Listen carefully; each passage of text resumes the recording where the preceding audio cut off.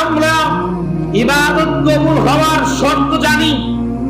সর্বপ্রথম শর্ত হচ্ছে ইবাদত একমাত্র আল্লাহ রাব্বুল আলামিনের জন্যই আমাদেরকে করতে হবে। সেটা হোক দান সদকা, সেটা হোক সিয়াম, হোক সালাত, কোরআন তেলাওয়াত, আরো অন্যান্য যে ইবাদত রয়েছে, বিশেষ করে সালাত, হজ এবং দান। এই ইবাদতগুলোর ভিতরে অধিকাংশ সময় লৌকিকতা থাকে। অনেকে মনে করে আমার টাকা হয়েছে, এখন যদি হজ না করি কেমন দেখা যায়। অনেকেই বাবাকে বলে বা অনেক বন্ধুরাও বলে যে তোর টাকা হয়েছে, বাবাকে হজ করাস না কেন। বন্ধুদের দ্বারায় বিভিন্ন মানুষের কথা থেকে বাঁচার জন্য, নাম দেওয়ার জন্য, অনেকে টাইটেল দেওয়ার জন্য হজ করে। আশ্চর্য, আপনি কোন হাদিসে খুঁজে পাবেন না আল হাজ ওমর রাদিয়াল্লাহু তাআলা আনহু থেকে হাদিসটি বর্ণিত। কোন হাদিসে আপনি দেখতে পারবেন না ওখানে আল হাজ আবু হুরায়রা থেকে হাদিসটি বর্ণিত। ওরা কি বুঝতে পেরেছেন কিনা? আমাদের দেশের কিছু হাজিরা রয়েছে যাদেরকে হাজি বলে ডাক না দিলে তারা রাগ করে না। যদি সম্মানার্থে বলা হয় ভিন্ন কথা। সৌদি আরবেও কিন্তু ইয়া হাজি বলে ডাকে মানুষকে। বুঝতে পারছেন কিনা? আপনি হজ করতে যাবেন, ওখানে ইয়া হাজি এরকম ভাবে ডাকে ওরা।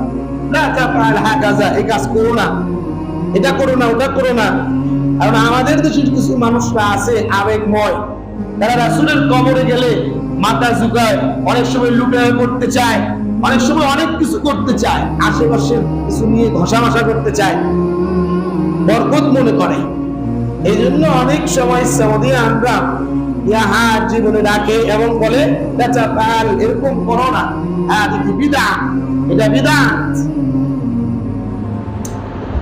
কিন্তু নাম ফুটানোর জন্য হাজি না বললে মন খারাপ, ওয়াজের পোস্টারে আল হাজ না লিখলে পোস্টারি বাতিল, আসেও না অনুষ্ঠানে। এই যে এই ধরনের কিছু কালচার, অথবা মানুষকে দেখানোর জন্য যদি কেউ হজ করে তাহলে তার হজ বিন্দু মাত্র কবুল হবে না। এজন্য আল্লাহ রাসূল বলেছেন, মান আজ্জা লিল্লাহি, যে ব্যক্তি আল্লাহ রাব্বুল আলামিনের শুধু আল্লাহর জন্যই হজ করলো, সালাম ইয়াফরুফ, এবং কোন অশ্লীল ফাহিশা যৌন উত্তেজনামূলক কোন কথা, ইঙ্গিত, ইশারা করলো না, ওয়ালাম ইয়াফসুক, এবং কোন ফিতনা ফাসাদ সৃষ্টি করলো না।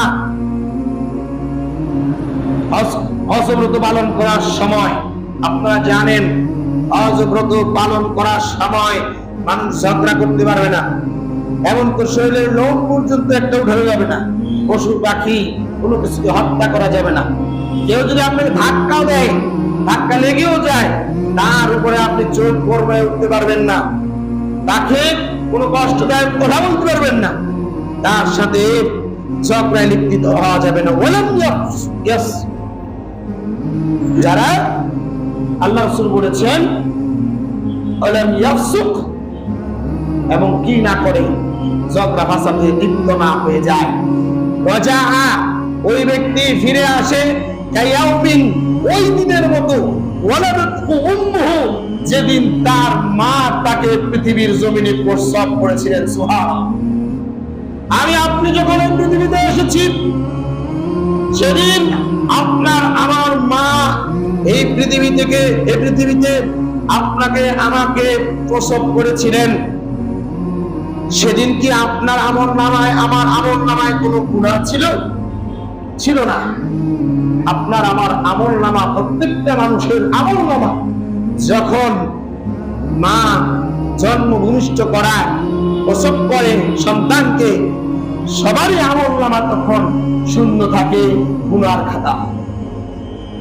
অর্থাৎ আল্লাহ রাসূল বলতে যাচ্ছে, আল্লাহ হস্তে যে ব্যক্তি হজ করলো এবং হজ হজের আনুষঙ্গিক যে বিষয়বস্তুগুলা সেগুলো আল্লাহ রাব্বুল আলামিনের সন্তুষ্টির জন্য আদায় করলো, বিশৃঙ্খলা করলো না, ফাহেসা কোন বিষয়ে লিপ্ত হলো না, সে ব্যক্তি নিষ্পাপ হয়ে বাড়িতে ফিরে আসে। সুবহানাল্লাহ, তার কোনো পাপ থাকে না। এটা হজ্জের একটি বড় মর্তবা। আর গত শুক্রবারে আমরা শুনেছি আল হজ্জুল মাবরুর লাইসা লাহু জাযাউন ইল্লাল জান্নাহ। কবুলকৃত হজ জান্নাত ছাড়া আর কোনো প্রতিদান নাই, অর্থাৎ তিনি জান্নাতে যাবেন। সুবহানাল্লাহ। عن أبي هريرة رضي الله تعالى عنه قال سمعت رسول الله صلى الله عليه وسلم يقول ثلاثة أفضل الله।